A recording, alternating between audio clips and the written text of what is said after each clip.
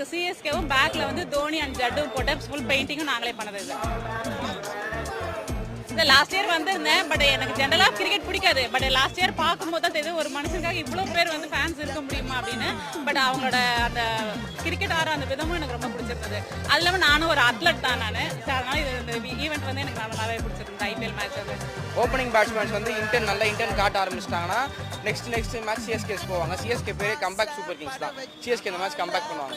கேமாக பாருங்க. நாட்டு இது வந்து ஒரு பிரச்சனை ப்ராப்ளமாக அந்த மாதிரி ஆர்சிபி சிஎஸ்கே அந்த மாதிரி பிரித்து பார்க்காம ஜஸ்ட் ஒரு கேம். இன்னைக்கு இது ஜெயிக்கிறாங்க, அவ்வளோதான். இது அப்படி பார்த்தா நல்லா இருக்கும்னு நினைக்கிறேன். நான் வந்து என்னோட ஸ்கூல் டேஸ்ல நான் பார்த்தது அப்போ வந்து ஜடேஜா, பாகிஸ்தான்ல வந்து வாசிம் அக்ரம், ஸோ அந்த பீரியட்ல தான் நான் பார்த்தேன். அதுக்கப்புறம் நடுவில் நான் வந்து கிரிக்கெட் எனக்கு பெருசாக பிடிக்கல. பட் இப்போ லாஸ்ட் இயர் என் பையன் கூட வந்ததுக்கு அப்புறம் தான் எனக்கு கிரிக்கெட்டே பிடிச்சது. அது முக்கியமாக தோனிக்காக தான் நான் வந்து பார்த்தேன். இந்த ஏஜ்லயே ஒருத்தர் வந்து இவ்வளோ தூரமாக விளையாட முடியுமா அப்படின்னு பார்த்து நான் ரொம்ப ஆச்சரியம்.